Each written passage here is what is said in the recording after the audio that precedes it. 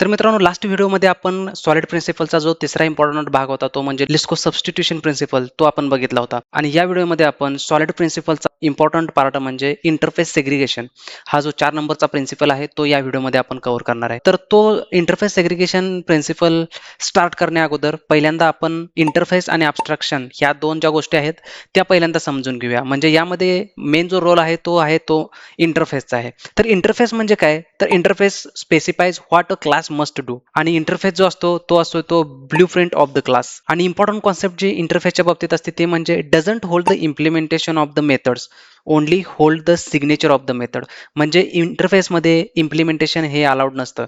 Implementation जे असते ते क्लासमध्ये असते आणि फक्त सिग्नेचर जे आहे ते तुमचं इंटरफेसमध्ये अवेलेबल असतं मेथडचं. म्हणजे इंटरफेस ही जी कॉन्सेप्ट आहे ती सिम्पली यूज केली जाते ती म्हणजे टू अचीव टोटल अब्स्ट्रॅक्शन. म्हणजे पूर्ण अब्स्ट्रॅक्शन जे आहे ते आपण इंटरफेसने आपण अचीव करतोय. तर सिम्पली अब्स्ट्रॅक्शन म्हणजे काय? तर या केसमध्ये आपण ते समजून घेऊया पहिल्यांदा. तर अब्स्ट्रॅक्शन म्हणजे काय? तर शो व्हॉट इज नेसेसरी, म्हणजे don't show something which is not necessary.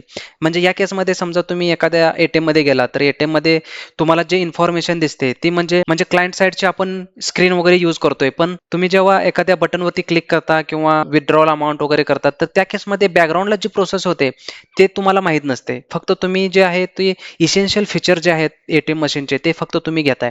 तर हाच जो मेन इम्पॉर्टंट कॉन्सेप्ट जे आहे अब्स्ट्रॅक्शन मध्ये. म्हणजे अब्स्ट्रॅक्शन काय करतं? Show what is necessary. म्हणजे इम्पॉर्टंट गोष्ट जी आहे ती फक्त शो करते आणि बॅकग्राऊंड प्रोसेस आहे ती जी आहे ती हाईड करते. तर ती जी कॉन्सेप्ट असते ती म्हणजे अब्स्ट्रॅक्शन. तर सिम्पली लास्ट व्हिडिओमध्ये आपण लिस्को सबस्टिट्यूशन प्रिन्सिपल मध्ये जे एक्झाम्पल दिलं होतं तेच क्लासेस आणि आपलं एएमएस पोर्टल आहे. तर यामध्ये सिम्पली आपण बेस क्लास आणि चाइल्ड क्लासच्या अकॉर्डिंग जे लॉजिक इम्प्लिमेंटेशन होतं ते आपण बघितलं होतं. तर या केसमध्ये आपण इंटरफेसचा यूज करून सेम जी फंक्शनॅलिटी आहे ती पहिल्यांदा अचीव करून बघूया आणि त्यानंतर तुम्हाला इंटरफेस सेग्रिगेशन प्रिन्सिपल जो आहे तो आपण डिटेलमध्ये बघणार आहे. तर पहिल्यांदा आपण हे जे बेस क्लासेस आहेत म्हणजे हे पहिल्यांदा क्लासेसचं इंटरफेसमध्ये कन्व्हर्जन करू आणि जे अब्स्ट्रॅक्शन्स वगैरे असतील ते अप्लाय करू आणि त्यानंतर जी मेन फंक्शनॅलिटी आहे ते आपण बघूया. तर सिम्पली आता इथं एम्प्लॉय रिवॉर्ड्स, एम्प्लॉय फायनान्शियल हे जे क्लासेस आहेत हे क्लासेस ऑलरेडी बनवलेत. हे ओपन क्लोज्ड प्रिन्सिपल ओसीपीला फॉलो करतात. त्यामुळे हे जे क्लासेस आहेत हे कधीच आपण इथे येऊन चेंजेस वगैरे करत नाही. त्यामुळे अननेसेसरी इथे जे एखादं इम्प्लिमेंटेशन ऍड करण्यापेक्षा आपण त्याचे इंटरफेसेस बनवू आणि हे जे क्लासेस आहेत ते आपण डायरेक्टली इथून रिमूव्ह करू आणि डायरेक्टली इथे जे क्लासेस वगैरे असतील तिथे आपण इंटरफेसने ते इनहेरिट करायचं. म्हणजे सिम्पली आपण काय करणार आहे सध्या तर डायरेक्टली आपण एक इंटरफेस बनवायचा आहे. इंटरफेस आणि सेम एम्प्लॉय रिवॉर्ड नावाचा इंटरफेस आपण बनवायचा आहे. आणि या केसमध्ये इंटरफेसमध्ये फक्त डेफिनेशन जे आहे मेथडचं ते अलाउड असतं, इम्प्लिमेंटेशन अलाउड नसतं. त्यामुळे त्या मेथडचं फक्त डेफिनेशन इथं आपण ऍड केलेलं आहे. आणि सेम वे आपण एम्प्लॉय फायनान्शियल नावाचा जो इंटरफेस आहे तो आपण इंटरफेस इथे ऍड करणार आहे. तर इथं इंटरफेस एम्प्लॉय फायनान्शियल आणि इथे जर बघाल तर इथं एम्प्लॉय फायनान्शियलमध्ये आपल्याकडे डबल कॅल्क्युलेट फे नावाची मेथड आहे आणि ती मेथड आपण इथे पेस्ट करतोय.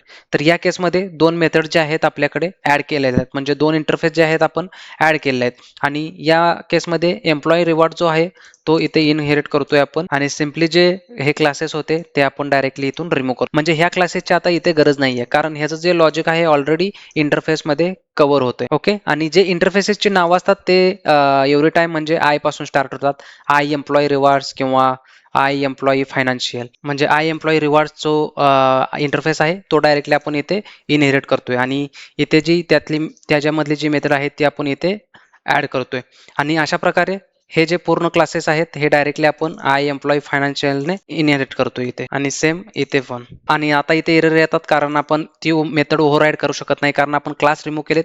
इंटरफेसमध्ये डायरेक्टली आपण इम्प्लिमेंटेशन ऍड करतोय तर त्यामुळे त्या ज्या एरर आहेत त्या येत आहेत. तर डायरेक्टली आपण ते ओव्हरराईड रिमूव्ह करतोय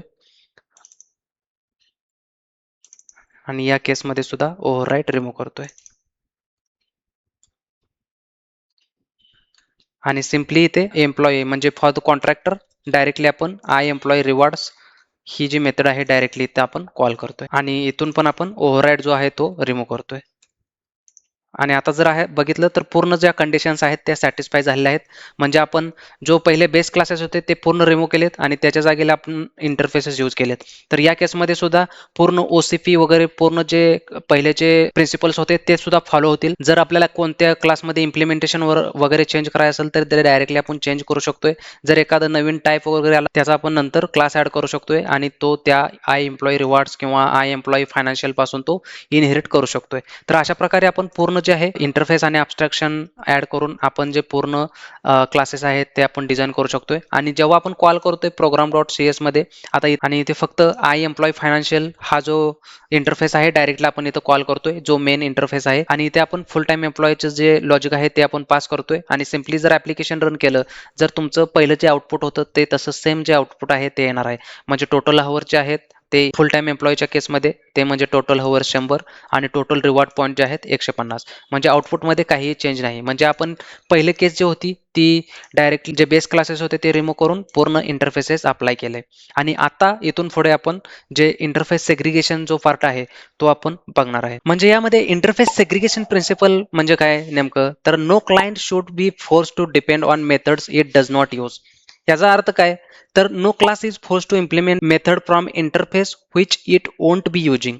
म्हणजे काय, तर थोडक्यात ज्या क्लासमध्ये आपण एखादी मेथड इम्प्लिमेंट करायची गरज नाही तिथं आपण फोर्सफुली एखादं इंटरफेसची मेथड जी आहे ती इम्प्लिमेंट करू शकत नाही. तर फॉर एक्झाम्पल म्हणजे काय, इथे आता समजा इथे जे आपलं ऍप्लिकेशन आहे इथे समजा एखादी कॅल्क्युलेट पे आणि कॅल्क्युलेट रिवॉर्ड नावाची मेथड आहे. तर या केसमध्ये कॉन्ट्रॅक्टरच्या केसमध्ये फक्त रिवॉर्ड नावाची मेथडच इम्प्लिमेंट केले. इथं फोर्स आपण करत नाही ना, म्हणजे कॅल्क्युलेट पे नावाची मेथड इम्प्लिमेंट करण्यासाठी. तर तीच जी कंडिशन आहे ती इंटरफेस सेग्रिगेशन मध्ये ते सांगते. तर समजा आता एखाद्या नवीन रिक्वायरमेंट नुसार ते आपण समजून घेऊया. समजा माझ्याकडे एक नवीन रिक्वायरमेंट आहे की जे ऑलरेडी इम्प्लिमेंटेशन आहे त्यामध्ये नवीन एक टाईप आला आहे, एक सी टाईप एम्प्लॉय आहे. आणि न्यू रिक्वायरमेंट नुसार सी टाईप एम्प्लॉय म्हणजे जे एम्प्लॉई असतील ते CTO CEO वगैरे असतील ते एम्प्लॉय म्हणजे सी टाईप कॅटेगरी मधले एम्प्लॉई. तर या केसमध्ये माझ्याकडे सी टाईप एम्प्लॉय आहेत आणि त्यांच्यासाठी जे स्टॉक कॅल्क्युलेशन वगैरे असतील तर ते त्यांना कॅल्क्युलेशनसाठी अलाउ, म्हणजे यामध्ये स्टॉक कॅल्क्युलेशन्स वगैरे असतील ते त्यांच्या पेमेंटच्या सायकलमध्ये ऍड होणार आहेत. म्हणजे त्या सी टाईप एम्प्लॉयसाठी तर ते मला कॅल्क्युलेशन करायचे. म्हणजे सेम वे जसं कॅल्क्युलेट पे नावाची मेथड जी आहे ती फुल टाइम एम्प्लॉय किंवा पार्ट टाइम एम्प्लॉयसाठी अवेलेबल आहे, तसेच मला सी टाईप जे एम्प्लॉय आहेत त्यासाठी कॅल्क्युलेट स्टॉक्स वगैरे असतील, कॅल्क्युलेट स्टॉक नावाची मेथड जी आहे ती मला ऍड करायचे. आणि अलॉंग विथ दॅट जे कॅल्क्युलेट पे नावाचे मेथड किंवा रिवॉर्ड्स नावाचे ते हे पण. तर त्यासाठी मी पहिल्यांदा काय करेल की समजा इथे एम्प्लॉय आहे आणि इथे मी पहिल्यांदा कॉन्ट्रॅक्टर आणि माझ्याकडे सी टाईप हा जो एक नवीन टाईप ऍड झालाय आणि इथे डायरेक्टली माझ्याकडे मी नवीन टाईप जो आहे तो क्लास आहे तो डायरेक्टली मी इथे ऍड करेल. आता इथे जर तुम्ही बघितलं तर एम्प्लॉई सी टाईप आणि हा जो आहे हा डायरेक्टली मी एम्प्लॉई फायनान्शियल या क्लासमधून हा इनहेरिट करतोय. आणि इथे कॅल्क्युलेट रिवॉर्ड्स प्लस कॅल्क्युलेट पे, म्हणजे आता इथे जर हे जे इंटरफेसेस असतील ते पूर्ण इम्प्लिमेंट करावे लागतील. तर इथे मला याचे कॅल्क्युलेट पे नावाची पण आणि कॅल्क्युलेट रिवॉर्ड्स हे दोन इंटरफेस मी इथे इम्प्लिमेंट केले आहेत. आता या केसमध्ये कॅल्क्युलेट पे मध्ये सेम मी आता एक डमी व्हॅल्यू रिटर्न करतो या केसमध्ये. आणि सेम मला सेम कॅल्क्युलेट पे नावाची जिथं मेथड आहे तिथं मला एक नवीन मेथड ऍड करायचे, कॅल्क्युलेट स्टॉक्स, कॅल्क्युलेट स्टॉक नावाचे. आता जर इथे बघाल तुम्ही तर इथे employ financial, employ I employ financial म्हणजे FTE, एम्प्लॉय PTE आणि एम्प्लॉय FTE यामध्ये एरर येत आहेत. तर या केसमध्ये एरर काय येत आहेत, कारण या इंटरफेसमध्ये दोन मेथड्स आपण ऍड केलेत, पण त्या दोन मेथड्स पैकी फक्त एक मेथड जी आहे ती फक्त मला इथे फक्त एम्प्लॉई सी टाईप मध्ये मला ती मेथड जी आहे इम्प्लिमेंट करायची. फक्त त्या टाईपसाठी फक्त ही मेथड अवेलेबल आहे कॅल्क्युलेट स्टॉकसाठी. पण इथे जर तुम्ही एरर इथे पण ती जी एरर आहे ती सांगते की तुम्ही हे मेथड जे आहे ती इम्प्लिमेंट केली नाही. म्हणजे इथं हा क्लासला फोर्सफुली ते ही जी मेथड आहे ती इम्प्लिमेंट करायला भाग पडते.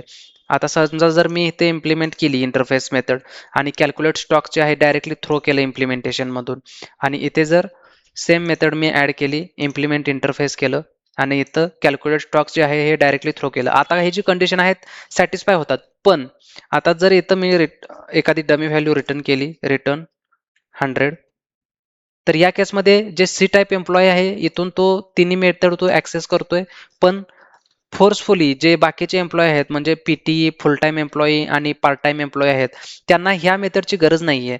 आणि तिथून त्यांनी जे थ्रो एक्सेप्शन जे आहे ते त्यांनी रेज केले. तर या इम्प्लिमेंटेशनच्या अकॉर्डिंग इथे इंटरफेस सेग्रिगेशन प्रिन्सिपल जो आहे तो व्हायलेट होतोय.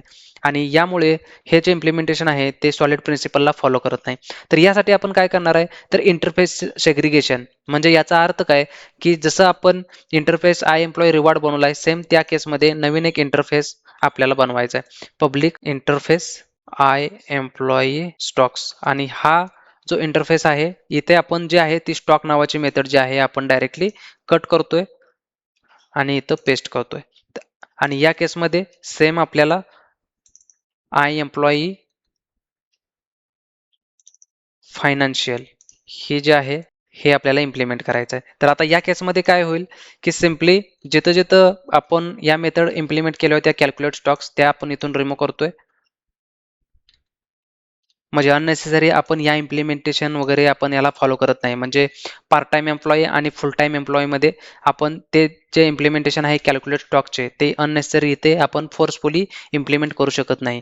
आणि जर तुम्ही इथे एम्प्लॉई सी टाईपमध्ये गेला तर तिथे तुम्हाला इझिली समजून जाईल की इथे कॅल्क्युलेट स्टॉक्स नावाची मेथड जी आहे ती इथे मी इम्प्लिमेंट केली आहे. आणि इथे जर तुम्ही बघत असाल तर इथे आय एम्प्लॉई फायनान्शियलच्या ऐवजी डायरेक्टली तुम्ही आय एम्प्लॉई स्टॉक्स ही जी आहे मेथड ही डायरेक्टली तुम्ही इथे इम्प्लिमेंट करू शकता. म्हणजे एम्प्लॉई सी टाईपला म्हणजे या केसमध्ये काय होईल, आय एम्प्लॉई स्टॉक्समध्ये तिन्ही मेथड इम्प्लिमेंट होतील. म्हणजे कॅल्क्युलेट पे, कॅल्क्युलेट रिवॉर्ड आणि कॅल्क्युलेट स्टॉक्स. म्हणजे सी टाईपसाठी ह्या तिन्ही मेथड ज्या आहेत त्या अवेलेबल होतील. आणि इथे आपण अशा प्रकारे इंटरफेस सेग्रिगेशनचा यूज करून हे जे इम्प्लिमेंटेशन आहे ते फॉलो करतोय. आणि बाकी पूर्ण कंडिशन्स आता सॅटिस्फाय झालेल्या आहेत. म्हणजे एम्प्लॉई पार्ट टाइम, एम्प्लॉई फुल टाईममध्ये 2 मेथड जे आहेत ते इम्प्लिमेंट केलेले आहेत आणि फक्त एम्प्लॉई सी टाईपमध्ये 3 मेथड्स आपण जे आहेत इम्प्लिमेंट केले आहेत.